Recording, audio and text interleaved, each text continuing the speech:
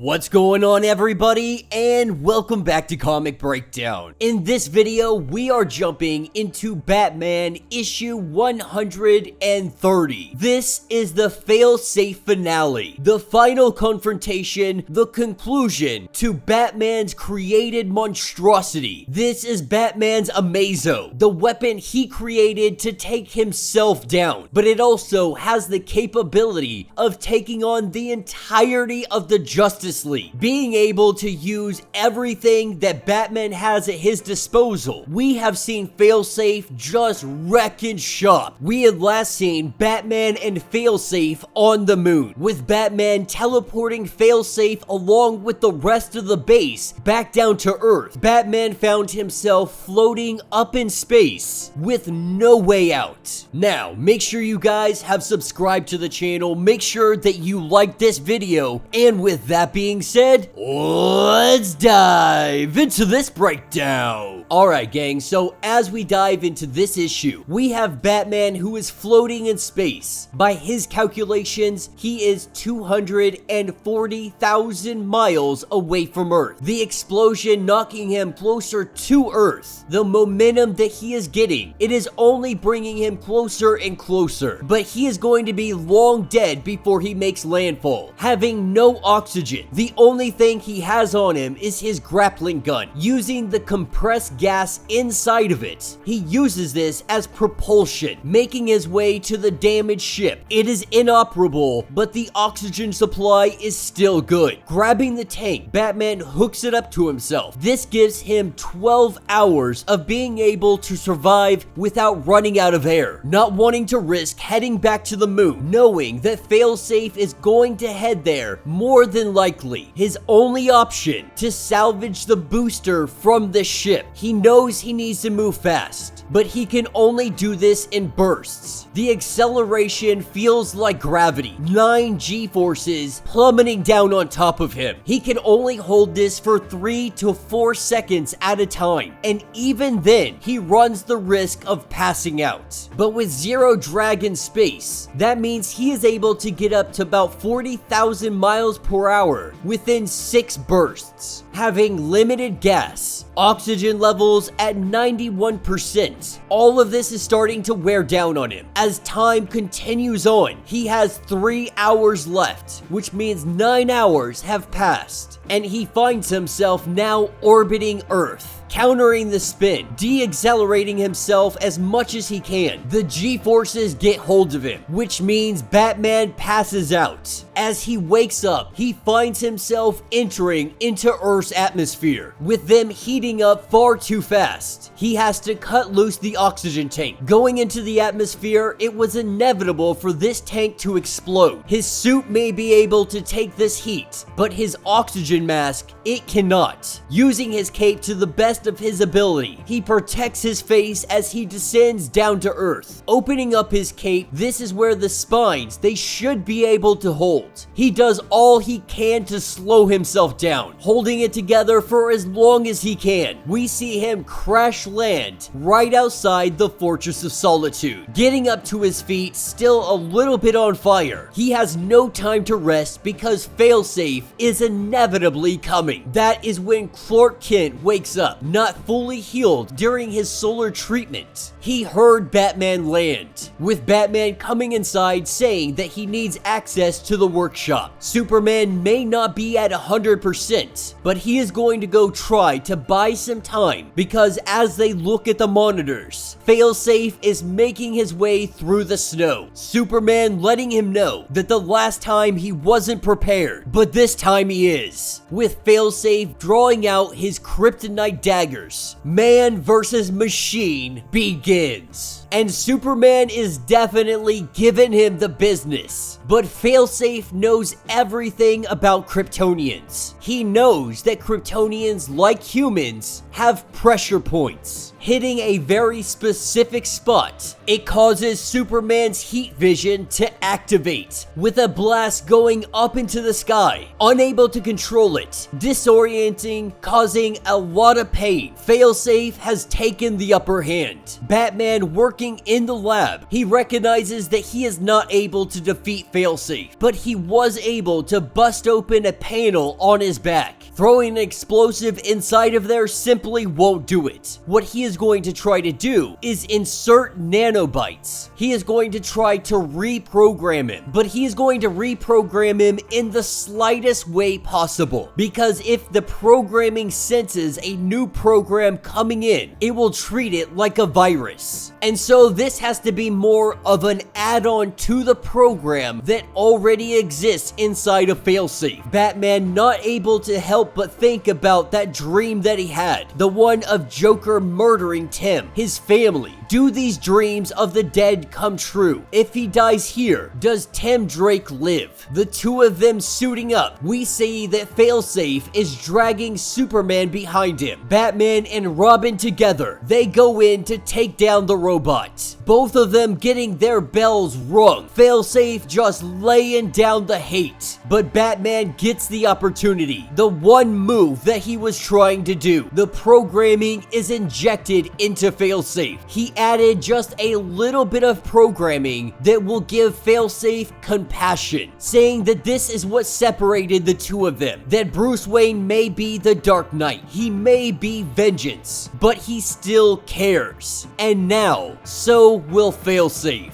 With Failsafe running off, not understanding what is going on, his programming is still telling him that he needs to eliminate Batman. Recognizing this did not work, Tim Drake trying to convince the robot, trying to appeal to its new programming, but it is too late. Failsafe taking a gun from the fortress. He points it at Batman. Batman letting him know that it's okay, that it will all be okay. Failsafe shoots Batman. Tim Drake dropping down to his knees, watching as his father appeared to be incinerated directly in front of him. Failsafe destroying the gun that he had used. This is when all of his lights turn blue, saying Batman eliminated, end program. Just like that, Failsafe takes off to the sky. But what we see, sitting in some kind of alley, is a broken, is a beaten, is a possibly dead Batman. And that will be the end of this issue. So let me know what you guys think down in the comments. I like this story because Batman did not win. You know, usually Batman, Superman, Robins, they all figure out exactly what they need to do. Maybe the compassion that Batman had uploaded was not to necessarily kill Batman. Maybe this transported him somewhere else. Because by all means, he doesn't necessarily have to kill Batman to eliminate him. If he were to send him to another world, to another universe, that could technically be considered a compassionate act of not killing him outright. But Failsafe is still alive. He is still fully operational. He is just going back to lay into dormancy. Now that his program has been completed, now that Batman is off the board, there is no purpose for him any longer. I'm hoping that this is not the end of Failsafe. I'm hoping that we're gonna get some more opportunity to really highlight what Failsafe could truly do if he was on the side of the Justice League. All in all, it's not a bad way to end this story arc. I'm excited to see what comes next. But let me know your thoughts, let me know your theories. If you would like to get completely caught up on everything going on with this series, be sure to check out the link in my description as well as the top of this video. It is going to get you completely caught up on everything going on with Batman. If you would like to support the channel, you can always do so by joining the channel membership. Much like Patreon, having 5 different tiers, from $1 to $50, from loyalty badges to getting free comics every single month. Not only does this help out the channel tremendously, but you are getting tons of perks in the process. Now, if you are unable to do this, do me a favor, subscribe to the channel, like this video, hit that notification bell, and with that being said, until the next breakdown.